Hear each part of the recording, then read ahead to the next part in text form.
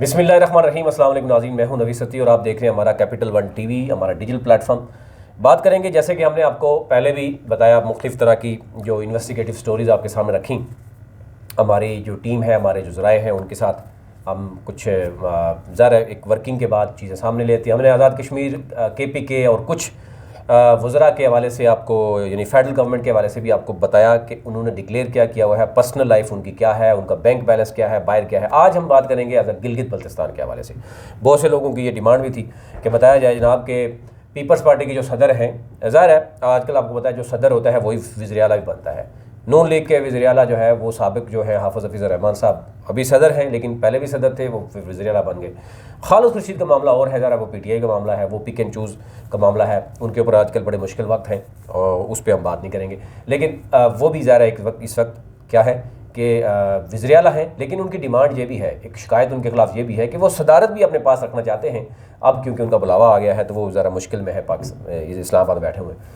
तीनों का मैं आपसे मुआवजा रखूँगा। हमारी टीम ने जो प्रॉपर इन्वेस्टिगेशन की है वो आपके सामने रखेंगे। उनकी जो आप फॉलोवर्स हैं, PTI के हैं, पीपल्स पार्टी के हैं, नून लीग के, उनके लिए बड़ी आसानी हो जाएगी, आपस में वो कंपेयर कर सकते हैं कि तीनों जो लीडर्स हैं वो कौन सच बोल रहा है, कौन झूठ बोल रहा है, किसका बिज़नेस है, किसका बिज़नेस बाहर नहीं है, किसका पैसा है, किसका पैसा नहीं है, कौन सच बोल रहा है, कौन झूठ बोल रहा है। सबसे पहले बात कर लेते हैं हाफ़िज़ हफ़ीज़ुर रहमान साहब, क्योंकि वो हाफिज़ भी हैं और पार्टी के सदर भी हैं, और ज़ाहिर है वो जो बात करेंगे तो वो सच्ची बात करेंगे। हमारा काम है आपके सामने रखना, फ़ैसला आपने खुद करना है, हम फैसला नहीं कर सकते, फ़ैसला आवाम ने करना। अच्छा जी, उन्होंने 2-2.5 साल पहले ये जो असासा शो किया, हमारे पास जो दस्तावेज़ात हैं, इसको कोई भी चैलेंज कर सकता है। We are ready for that, यानी अगर आप समझते हैं कि ये आप है तो आप आ सकते हैं, हम इसके लिए रेडी भी हैं।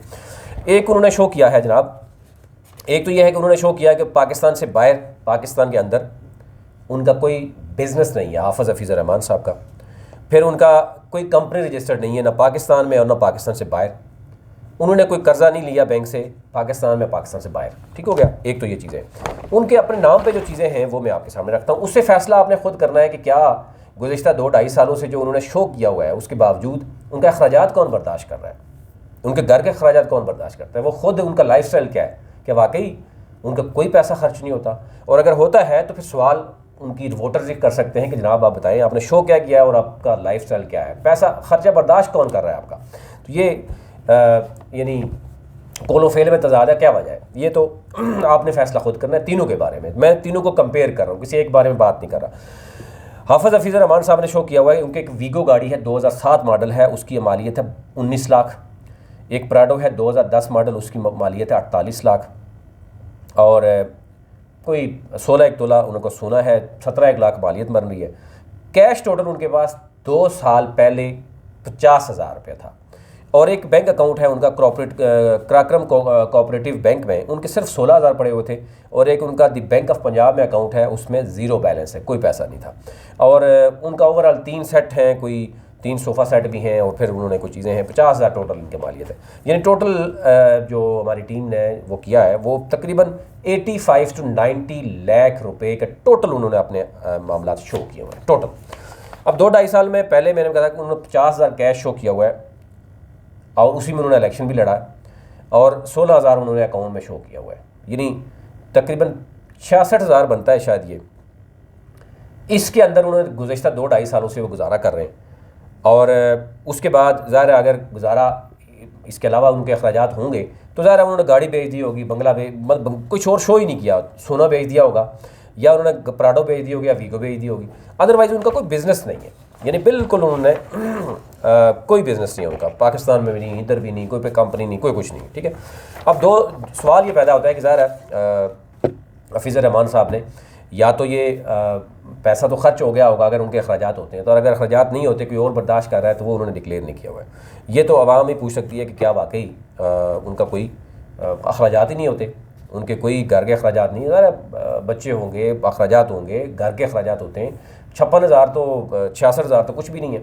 लेकिन 2-2.5 सालों से उन्होंने इलेक्शन भी लड़ा, उसके बावजूद क्या उनके पास सारे असासे ये मौजूद हैं? तो फिर सवाल बनता है कि 2-2.5 सालों में उन्होंने इलेक्शन भी लड़ा, सारा कुछ किया, तो पैसा कहाँ से आया, और अभी तक 2-2.5 सालों में उनके अखराजात कौन कर रहा है, ये सवाल बनता है। दूसरे नंबर पे आपको शेयर कर देते हैं जनाब अमजद हुसैन हैं, ये पीपल्स पार्टी के सदर हैं। डेफिनेटली सदर आपको पता है अगला फिर वज़ीर आला भी यही बनता है, तो इस पर भी लोगों ने सवाल पूछे जी जनाब उनके बारे में बताएं, तो हम आपसे कोशिश करें उनके बारे में बता दें। अच्छा, अमजद साहब ने जनाब काफ़ी चीज़ें शेयर भी की हैं। उन्होंने एक तो ये है कि ये कहा जी कि बैंक से उनकी कोई ऐसा बैंक के पास ना प्रॉपर्टी है और ना बैंक से उन्होंने कोई लाइबिलिटीज़ शो की हुई हैं, ठीक है।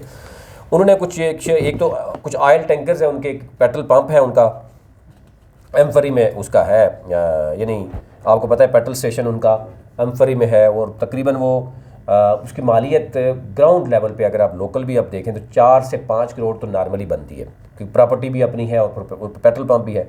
फिर 2.5 कनाल उनकी जगह है रिवर व्यू पे, जो आपको पता है कि वो गिज़र रोड और उसके दरमियान में आती है। वो तकरीबन 2.5 करोड़ कम अज़ कम 2.5 करोड़ या 2 करोड़ की वो मालियत है उसकी।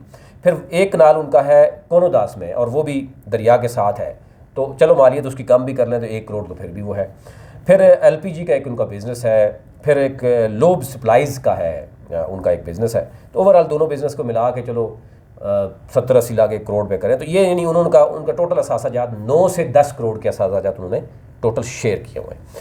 फिर उनके 10 तोला उनका सोना भी है।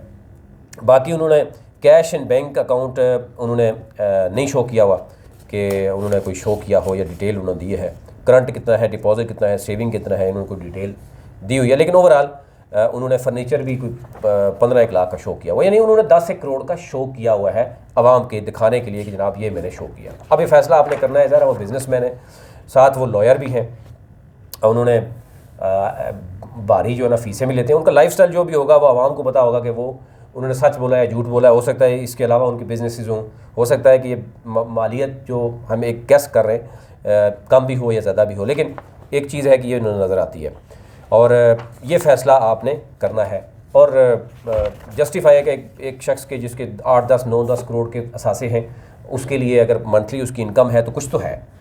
अगर आप कंपेयर करेंगे हाफ़िज़ हफीज़ रहमान साहब ने, तो उन्होंने कोई बिज़नेस नहीं शो किया हुआ और उनके टोटल अखराजात 2-2.5 सालों में उनके पास पैसा भी ये है। लेकिन जो उन्होंने असासे शो किए हुए उनमें गाड़ियाँ हैं सिर्फ, और मेरे ख्याल से वो गोल्ड है।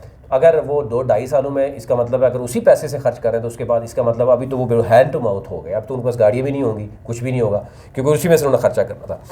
फिर आ जाते हैं जनाब आपके इस वक्त के जो सदर हैं, वज़ीर आला हैं खालिद खुर्शीद साहब, उनके बारे में भी आपको जानना ज़रूरी है और ज़्यादा ज़रूरी जानना है उनके कि आपके खालिद खुर्शीद साहब वो जनाब क्या हैं। अच्छा, उनका ये है, खालिद खुर्शीद साहब का एक इस्लामाबाद में घर है, वो तकरीबन E17 में रोशन पाकिस्तान में, और उसकी मालियत तकरीबन 18 से 20 लाख है। अच्छा, उसके अलावा उन्होंने बिज़नेस जो उनका है वो एक है शुगर सुरगान है या क्या है, मैं कल भी देख रहा था, SMC PVT LTD है, 1 लाख की मालियत उन्होंने शो की हुई है। फिर उसके बाद इनका स्टार डिस्ट्रीब्यूटर को एंटिटी बैंकॉक में एक है, एक कंपनी है, वो 5 लाख हुआ है। एक बड़ा सवाल उठाया कि एसेट उन्होंने जो ब्रॉट यानी रेमिटेड है फ्रॉम आउटसाइड पाकिस्तान, वो जनाब है $1,30,000। मेरे ख्याल से वो तकरीबन कोई 2 करोड़ 34 लाख इस वक्त की यानी वैल्यू बनती है, ठीक है।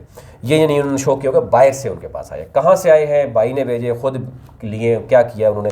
डिग्रीज़ के मामला वो चल रहे हैं उनके, वो मैं भी आप उनकी भी डिटेल आपके सामने रखेंगे कि उसमें क्या गड़बड़ है।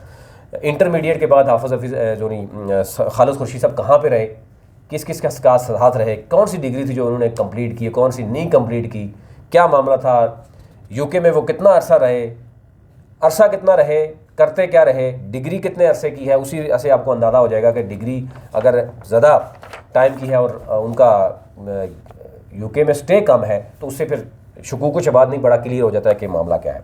यानी हो वो एक अलग मामला है। लेकिन फिर उन्होंने लाइबिलिटीज़ भी हैं उनके अंदर। उन्होंने 2,66,000 कोऑपरेटिव बैंक से भी लिया हुआ है कर्जा, कशरोट से। फिर उन्होंने कोऑपरेटिव बैंक एक और उसमें लिया है, गोरीकोट से भी लिया हुआ है, यानी हस्तौर से भी लिया हुआ है कर्जा, वो तकरीबन कोई मेरे ख्याल से 1,30,000 है। ज़रा वो इलेक्शन से पहले बंदा गरीब होता है तो बंदा ये ले लेता है। तो उन्होंने 3,96,000 यानी 4 लाख के करीब तो उनकी लाइबिलिटीज़ है जो उन्होंने देनी थी।